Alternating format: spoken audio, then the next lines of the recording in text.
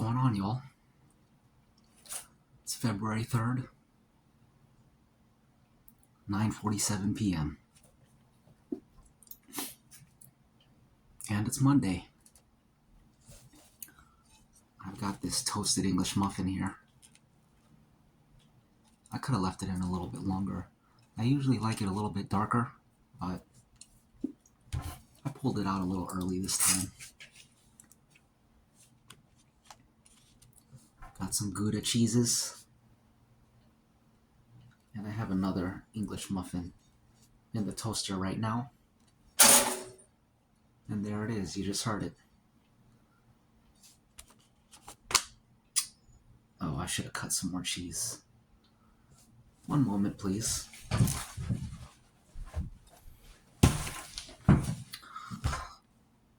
That was crazy. So I was reaching into the toaster, and this part of my finger touched the inside of the toaster. I don't think it's that bad though. Which is weird. I would assume that if you touch the inside of the toaster,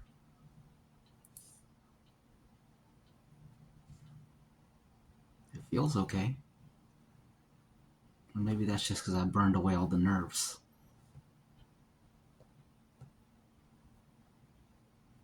I don't know. Let me put this cheese on here.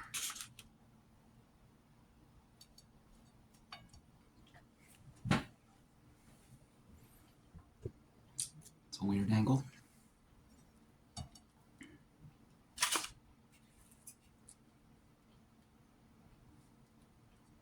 How's y'all's Monday going?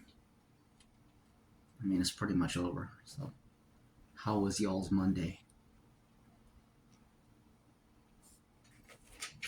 Hopefully good.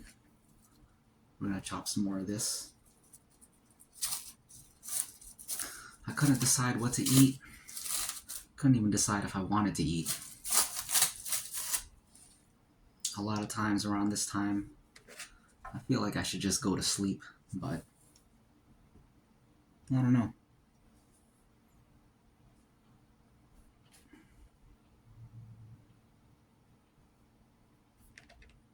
I just feel like I need to make a video. If I don't make a video,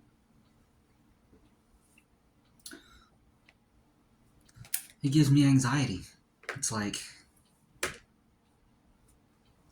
you should make a video. Oh, you're not making a video? Dang. You should be making a video. You know what I'm saying?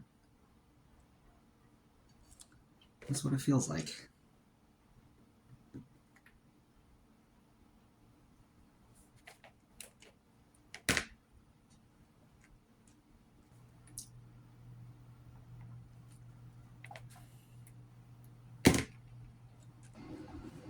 You couldn't even see it. Alright. That's a lot of cheese. Very nice.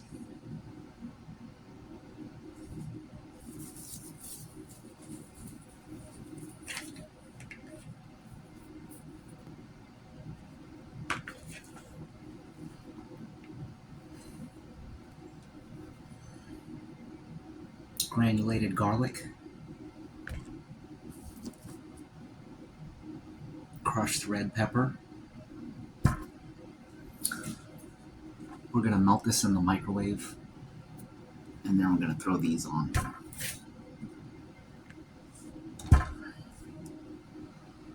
So if you'll come with me, please. Let's go to the microwave.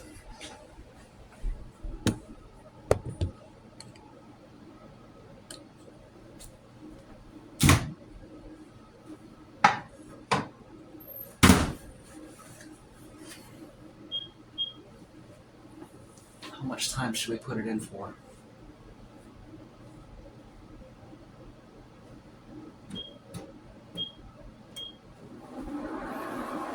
We're doing 35 seconds.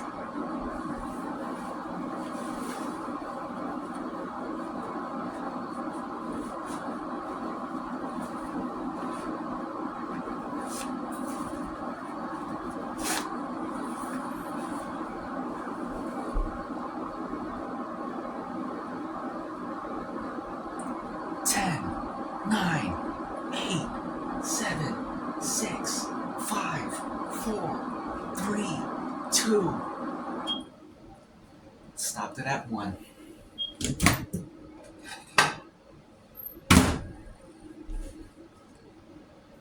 Melted cheese.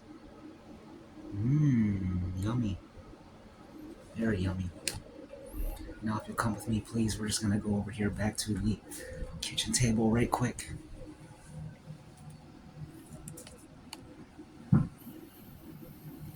Oh, it smells so cheesy.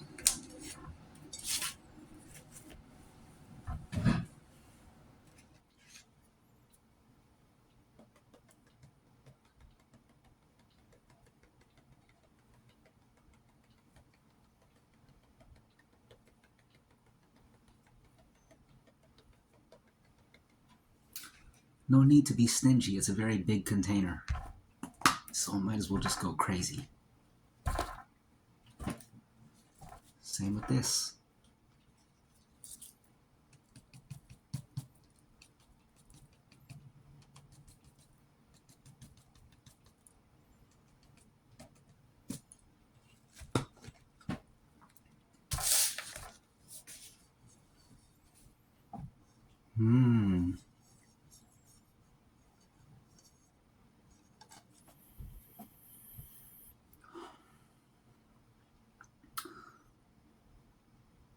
Smells incredible.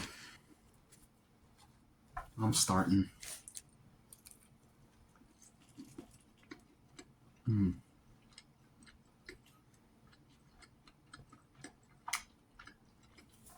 That's good.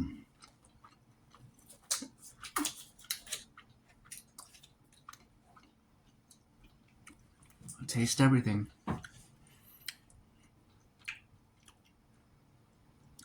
I taste that red pepper. And it's great.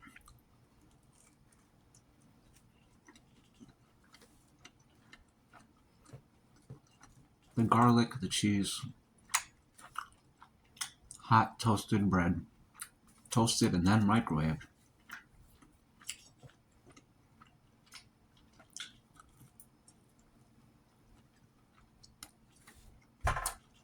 I think throwing in the microwave after the toaster,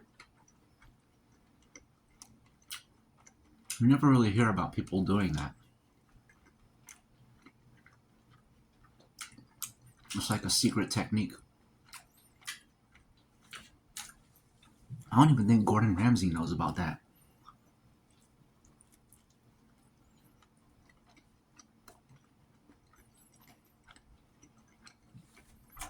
The toaster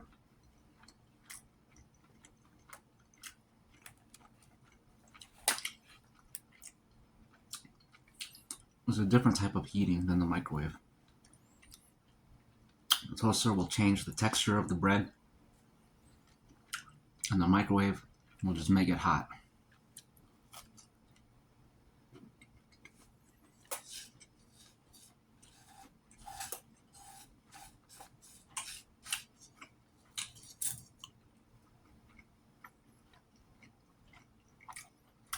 Garlic powder and red pepper.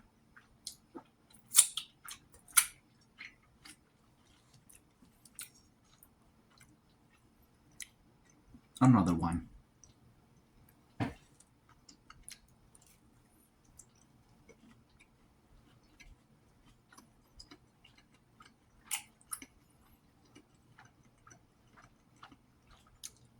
You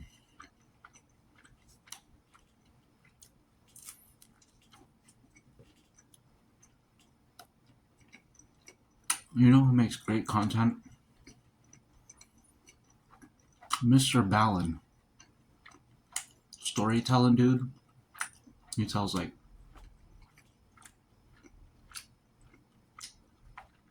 the theme of his channel is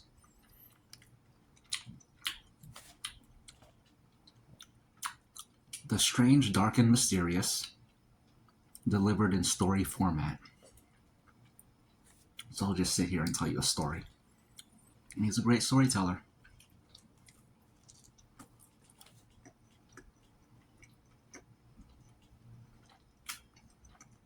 He has over 9 million subscribers.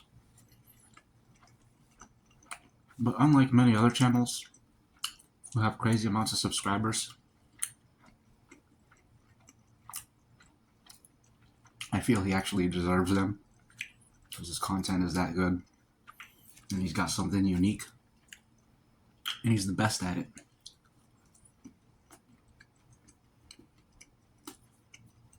Other people got crazy amount of subscribers and it's like,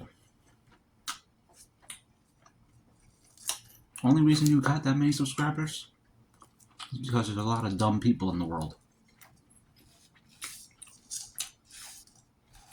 And you found your little niche among the dumb people. And it is what it is.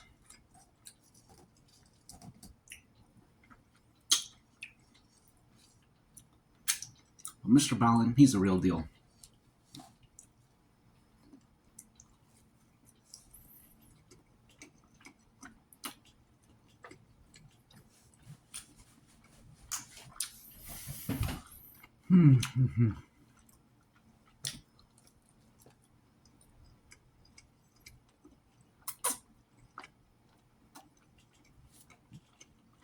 I can feel my nose starting to run from the pepper.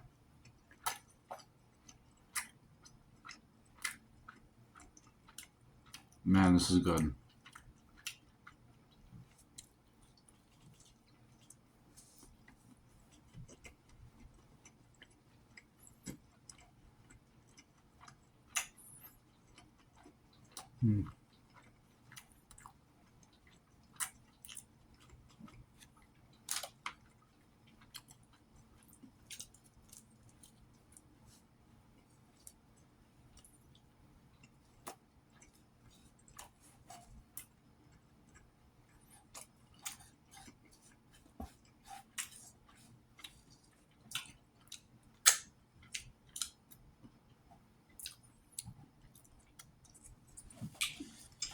So I was watching this Mr. Ballin video.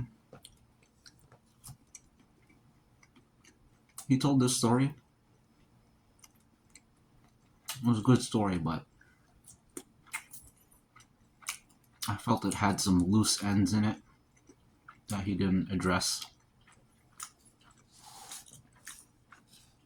So I was thinking I would summarize the story he told and then talk about the loose ends.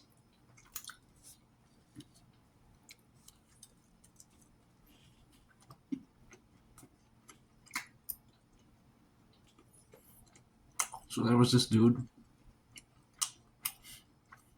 I forgot his name, but this was in like 1961, 1964, something like that, early 60s.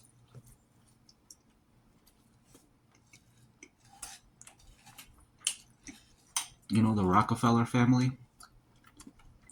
Very wealthy, prominent family.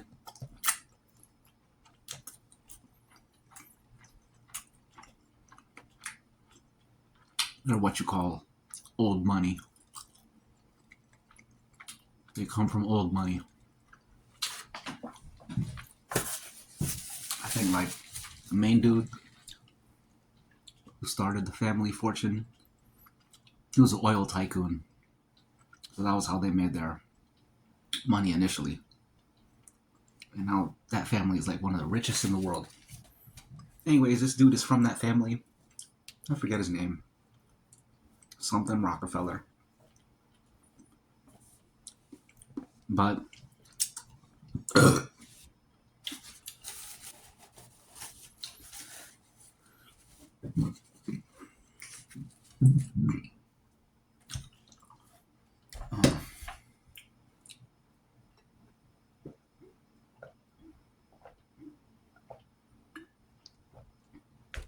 so this dude was like into traveling and studying other cultures and stuff. He was like he didn't work for the National Geographic, but he was a National Geographic type of person, like the kind of person who would go out and shoot a documentary for the Discovery Channel or something. And he got interested in this tribe in Papua New Guinea. He went out there, started, embedding with them. I think that's the term. He embedded with them with like, it was an expedition basically, exploration expedition. So he had like a whole team with him and equipment and stuff to trade. And they basically just hung out and learned about their culture, their ways, how they lived and stuff. And he just became like enamored with this tribe. And they produced their own art. They made like masks and stuff. So he would trade them for masks and then send the masks back to New York. That's like the Rockefeller home base. Y'all heard of Rockefeller Plaza? That's them. So he would send it all back to New York, and his dad set up like a primitive people's museum, and they would display these masks and make money off them and stuff. But he was also like studying the language and stuff. And in this tribe, they take long tree trunks and they carve them out to look like a bunch of men standing on each other's shoulders. Excuse me. They're called like something poles. But they believe that those poles excuse me. They contain the souls of their fallen warriors.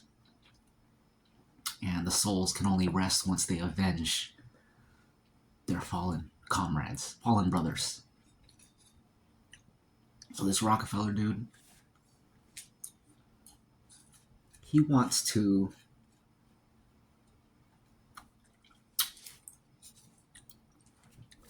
to acquire one of these poles. So he was like trying to trade for them and stuff. And he's like, I'll give you all this stuff and you just in exchange for the pole. One of these poles.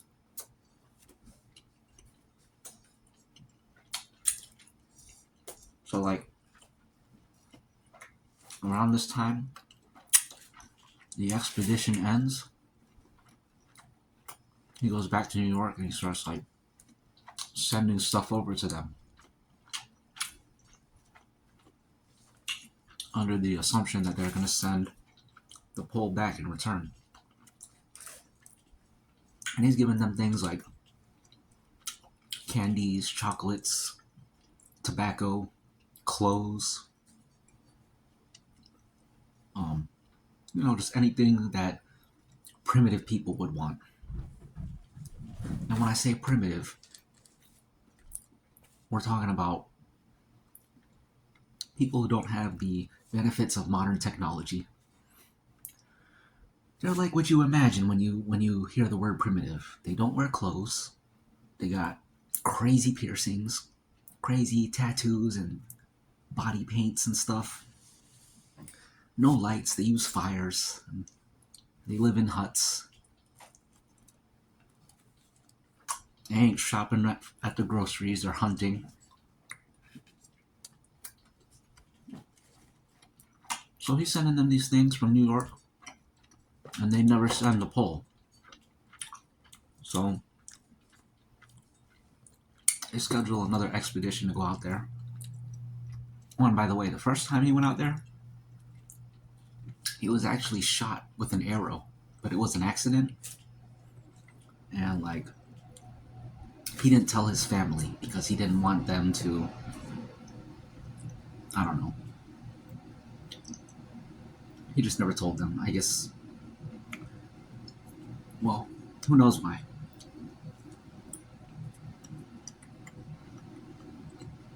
The way it was told was that he didn't want his family to get revenge because they're very powerful people. But I don't know if that's true. It could just be. It could be that he didn't want his family to think he was in any kind of danger because the Rockefellers are funding the expedition. And of course, he's a family member, so if they find out it's dangerous, they can just be like, hey, no more, we're not funding these expeditions, it's too dangerous. So it could have been completely self-serving. But the way it was presented was he was trying to protect the tribe. But I don't know if I believe that. Anyways, he comes back on the second expedition to see what's up with this pole.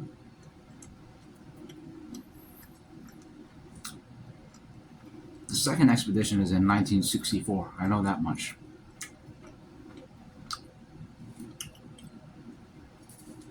I might have to pause the story because I'm out of food. I guess we'll talk a little bit just because I'm on a roll. So they go back on this expedition. This time it's him, some other dude, and they got these two guides who are from that island, Papua New Guinea. They're natives. A couple teenage native boys who are supposed to be like their guides slash translators. So like they're on this canoe. The canoe is like stocked with all their goods that they're gonna trade. And they're coming into like the mouth of this river where the tribe is, and the water gets choppy, and the water starts getting in the boat. The water gets into like the motor of the engine of the little motor thing that they're using to power the boat. So that thing breaks, and then the current starts bringing them out. Now, two teenage boys, they decide they're gonna abandon ship, swim back to shore, and get help. The Rockefeller dude and the other white dude, they're in the boat. The other guy, he's not a great swimmer, so they're kind of just sitting and waiting for a while. But they're getting carried further and further out. Excuse me. Excuse me. Eventually, the boat capsizes, but they're like holding on to it, and they're still drifting out. The Rockefeller dude, by this point, they're like 5 miles away or something like that, and the Rockefeller dude's like, I gotta swim back to shore. You wait here, I'll go get help. So he leaves the white guy there just hanging out on the boat, or hanging onto the boat because the boat flipped over. Rockefeller dude swims away, and then the dude on the boat, he's there by himself. He doesn't know what happened to the Rockefeller dude, doesn't know what happened to the teenage boys. He doesn't know if anyone's gonna come to help him. He's out there for like, this is in the daytime, he's out there until nighttime, just floating out there, doesn't know if he's gonna be rescued. Eventually, an airplane is going by and they shoot a flare, and they're basically signaling that the dude was spotted. So once they finally rescue him, he's like, have you seen the Rockefeller dude? He swam back to get help. And they're like, no. These two teenage boys were the ones that notified us. So now the Rockefeller dude's missing, and it's a huge emergency because he's a rich white man, and so they're gonna pull all their resources. And so that's what they do. Once the Rockefeller family gets word of this, they send out everybody. It's this huge search party, sparing no expense because they got billions. They search for him for like a good while, and it becomes like big news. And they never find him. They don't know what happened to him. So it becomes this huge mystery. People write books on it. Other people go looking for him. The story gets surrounded in legend, rumors. Just rumors of him being alive, him dying, just stuff that happened to him. It's a very open story, so anyone can make up anything, and if it's a good story, the rumor will start to spread. So eventually,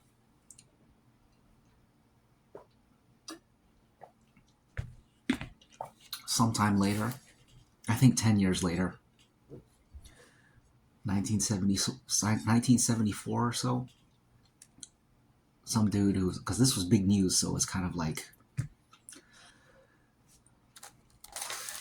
entered in the cultural lore, public consciousness. I don't know what you would call it, but it's a famous story. And this one guy 10 years later, he's like, I'm going to do my own expedition and we're going to find what happened to the Rockefeller dude. So he assembles his team. They go out to Papua New Guinea. They start interviewing people, taking lots of footage because they're going to shoot a documentary on finding him. That's their plan. So they do that whole thing. And they don't find anything.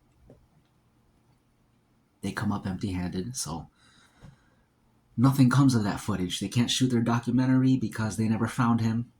So it's just stock footage that they leave sitting in a vault somewhere.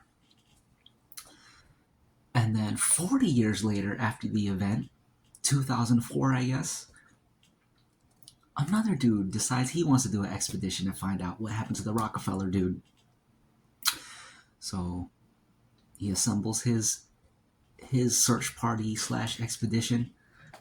And one of the things they do before going out is they review the footage that the first expedition filmed 30 years earlier. And when they're reviewing that footage, there's one scene where there's the primitive people from the tribe. There's a group of them coming in to shore from on canoes. Excuse me, several canoes. Excuse me. And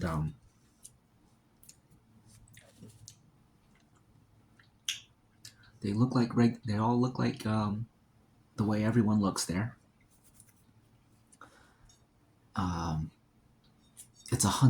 It's like a war party. But in this footage, you see them all coming on shore. It's all like a bunch of naked black people with spears and body paint and piercings. Except you see one white dude there. And he's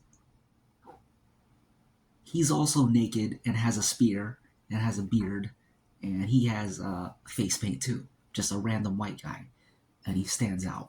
And it's like, so everyone's thinking, okay, that's the Rockefeller dude. He made it back to shore, and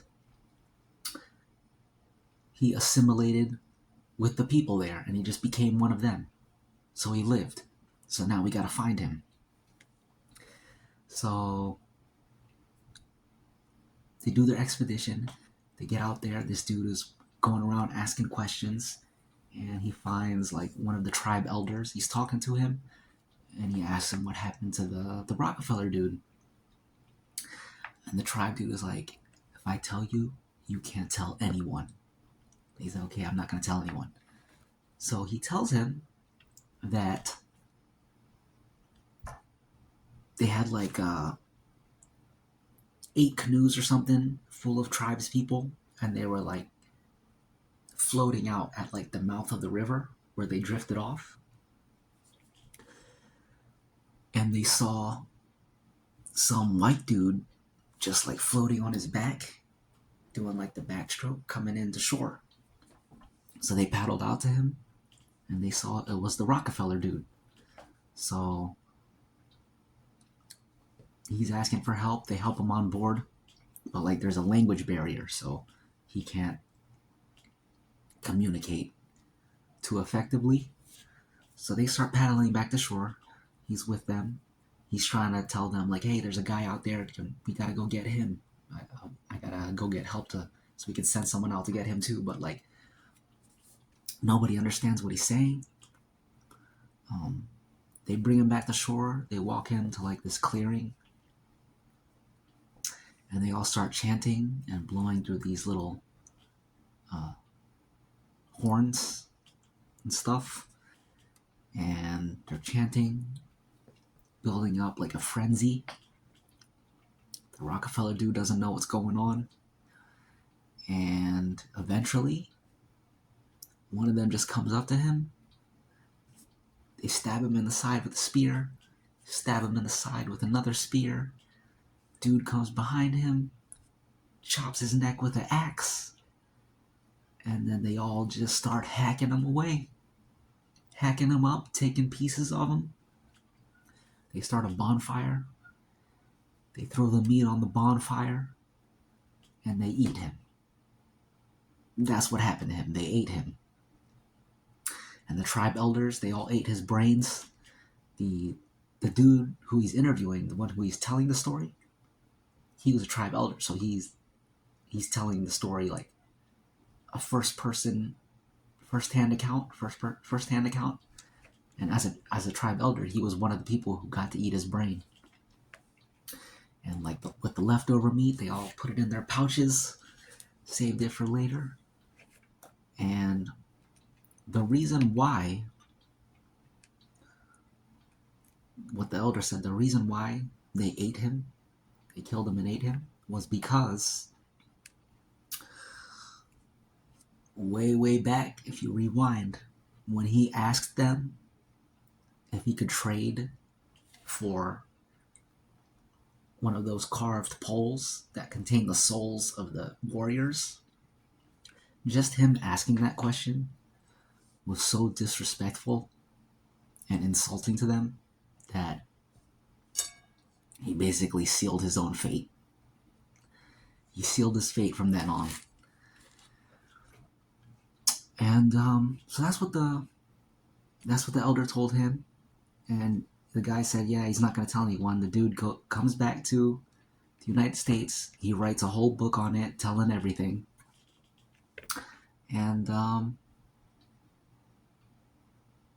but it's just like one tribe's dude's account. There's no real actual evidence. So to this day, he's still considered just like a missing person that died out there somehow. So Mr. Ballin ended the story there.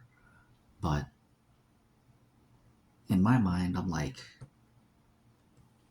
but who was that white dude in the footage, right? That's a loose end. And I was going through some comments, and somebody said, and I can kind of see this, that the tribe elder was lying on behalf of the Rockefeller dude to protect him. Because the Rockefeller dude, he didn't want to go home. He wanted to just leave that life behind and live with them. So that's like the happy ending, if you choose to believe that. Which is possible. It's possible because there is that footage. Nobody knows who the white man in the footage was. And apparently it looked like the Rockefeller dude. But it's like nobody knows for sure. So I don't know what happened. I don't know if I believe in the good ending or the bad ending. It could be neither of those. He could have just drowned at sea.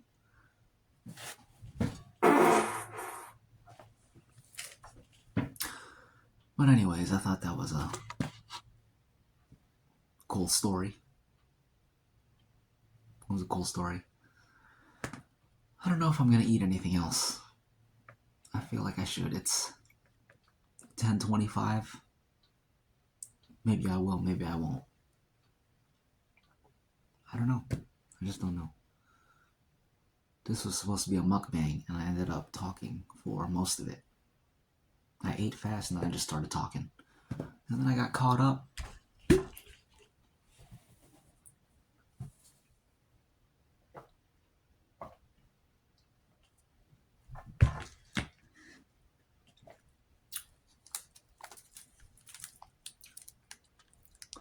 Remember these little cracker thingies? I used to eat these when I was a little kid. The best one was like the sour cream and onion cheese ones,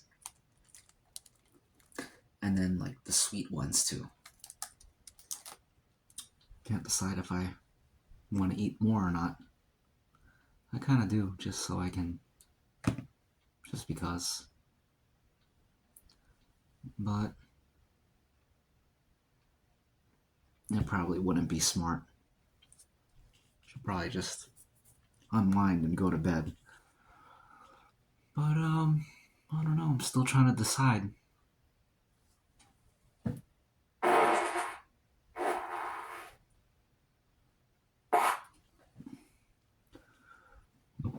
Excuse me. Excuse me. Excuse me. Excuse me.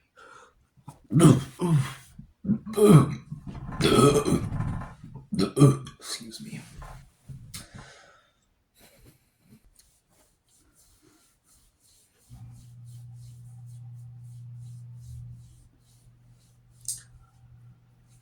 I'm trying to feel how like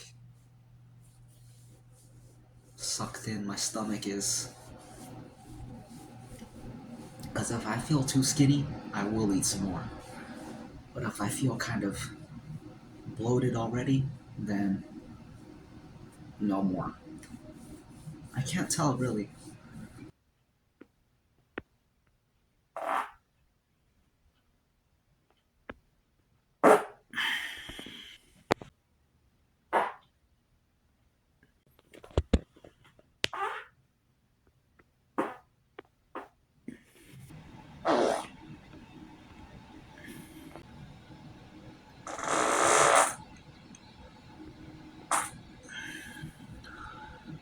I think it's the cheese and the garlic.